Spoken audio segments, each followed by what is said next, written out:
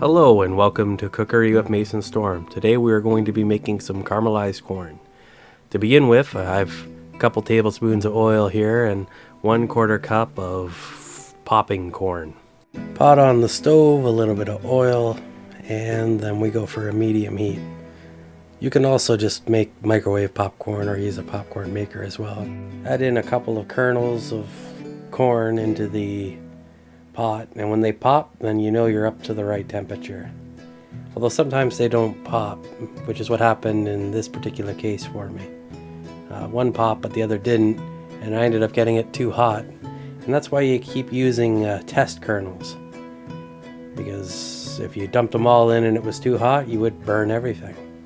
So when it got too hot and started burning, I simply turned off the stove, walked away, did something else, came back and started over. And always use a couple test kernels, that way you get perfect popcorn. And as you can see, I just added the rest of my kernels in because I was at the right temperature this time, and once you hear it stop popping, it's ready. Okay, to make our caramel sauce, I've got 1/4 teaspoon of baking soda, 1 teaspoon of vanilla, 1 cup of butter, and 1 cup of brown sugar. We're going to begin our process with a saucepan on the stove top, going for about a medium heat, and we're going to add in our butter and just let it melt away.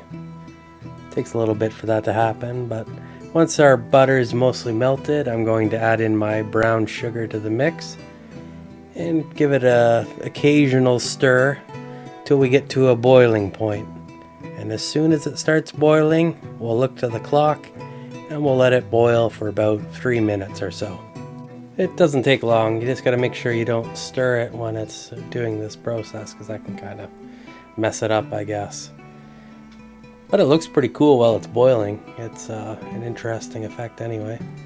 We'll take it off the heat. We'll add in our vanilla and our baking soda and give it a bit of a stir. And then we're ready to start the assembly process. Our assembly process is very easy. We simply disperse our popcorn on a cooking sheet that has some parchment paper on it. That makes cleanup a lot easier. And then we disperse our caramel fluid on top of our popcorn, and once we have it all on top, we're going to use a flat implement and begin mixing around the caramel on top of the corn to get better coverage.